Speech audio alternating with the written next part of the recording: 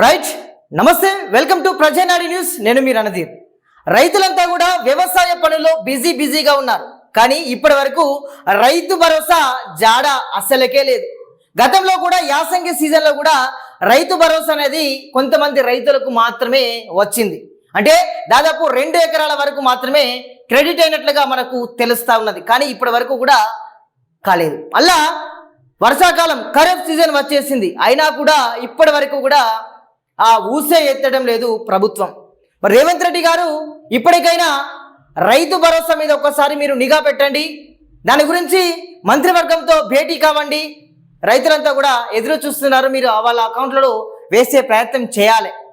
గత ప్రభుత్వ హయాంలో కూడా బీఆర్ఎస్ ప్రభుత్వ హయాంలో మాజీ ముఖ్యమంత్రి కేసీఆర్ గారు కూడా రైతు బంధు అనే పేరుతోటి రైతులకు సీజన్కు ముందే ఈ డబ్బులను వేసేది, ఎకరానికి 5,000 రూపాయల చొప్పున.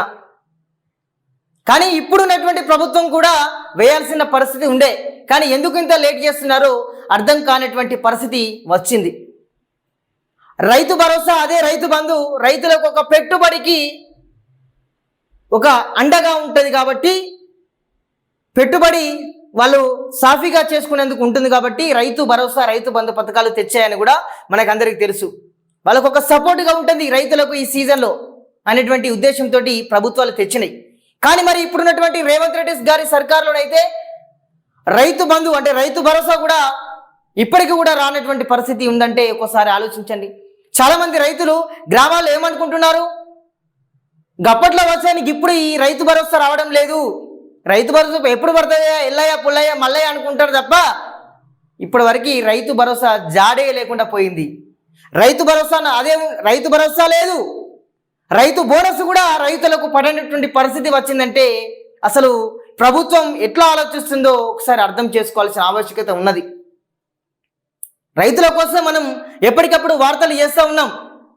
కొన్ని క్లియర్ అవుతున్నాయి, కొన్ని క్లియర్గా అన్నటువంటి పరిస్థితి కూడా ఉంటుంది ఎప్పుడైనా కూడా. మరి రేవంత్ రెడ్డి గారు ఎందుకింత నిర్లక్ష్యం చేస్తున్నారు, రైతుల పట్ల ఎందుకింత చిన్నచూపు చూస్తున్నారో అర్థం కానటువంటి పరిస్థితి. రైతులంతా కూడా పెట్టుబడి కోసమే కదా వాళ్ళు చూసేది. మరి వాళ్ళకి ఇప్పుడు అన్ని సీజన్లు ప్రారంభమైనాయి, మీరు ఎందుకు మరి ఇప్పటికీ వేయట్లేదు? రైతు బోనస్ కూడా ఇవ్వట్లేదు, 500 రూపాయలు క్వింటాల్కి ఇస్తా అన్నారు, ఇవ్వట్లేదు. ఇప్పటివరకు కూడా పడని రైతులు ఎంతోమంది ఉన్నారు. చాలామంది వాళ్ళ అకౌంట్లో ఇంకెప్పుడు పడతాయి అని చూస్తూనే రైతులు కోకల్లలుగా ఉన్నారు.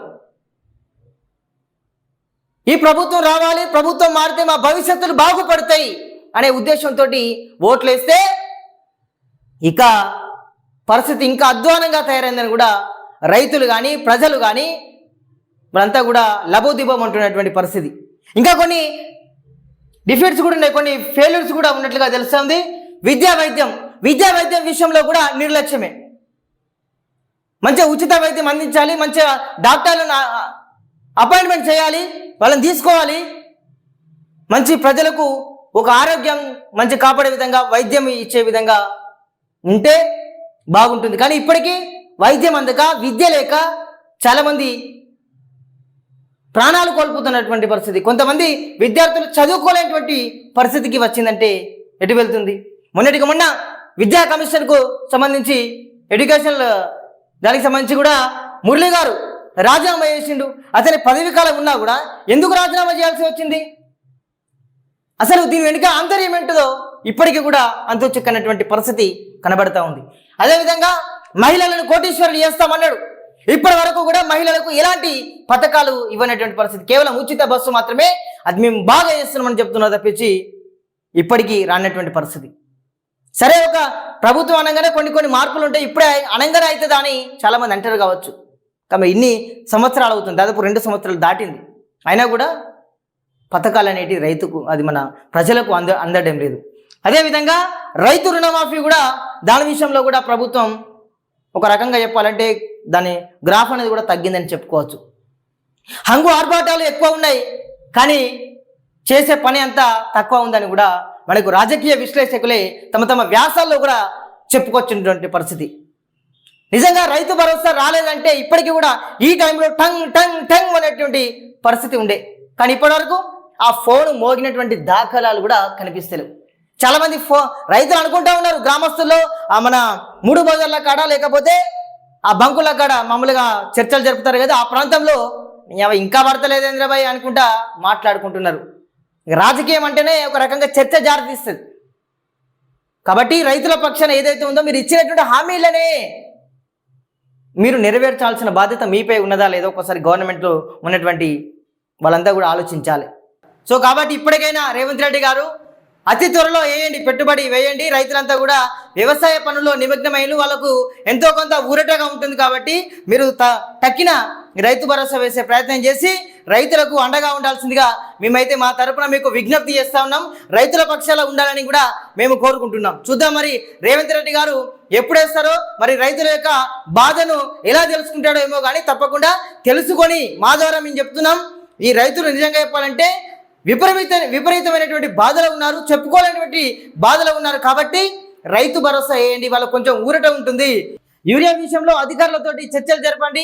అదేవిధంగా మంత్రివర్గంతో చూడండి ఎట్లా పాసిబిలిటీ ఎట్లా ఉంటే అట్లా మీరు రైతులకు యూరియా విషయంలో ఎలాంటి ఇబ్బందులు లేకుండా చూడాల్సిన బాధ్యత కూడా ఉన్నది. కాబట్టి రేవంత్ రెడ్డి గారు దీనిపైన మీరు నిఘా పెట్టండి, అతి త్వరలో వేసే ప్రయత్నం చేయండి, రైతులను ఆదుకోండి. అన్నదాతను కాపాడుకుంటే మన భవిష్యత్తు కూడా బాగుంటుంది. ఎందుకంటే అన్నదాతలు ఏంది మనకు 5,000 లోపడి పోవు. కాబట్టి ఆ విషయాన్ని గమనించాల్సిందిగా మేమైతే కోరుతున్నాం. చూద్దాం మరి రేవంత్ రెడ్డి గారు ఎలా స్పందిస్తారో, అదేవిధంగా రైతు భరోసా నిధులు ఎప్పుడు జమ చేస్తారో వేచి చూడాల్సిందే. ఇది ఇప్పటివరకున్న కంటెంట్ చూస్తూనే ఉండండి Prajanadi. Thank you so much.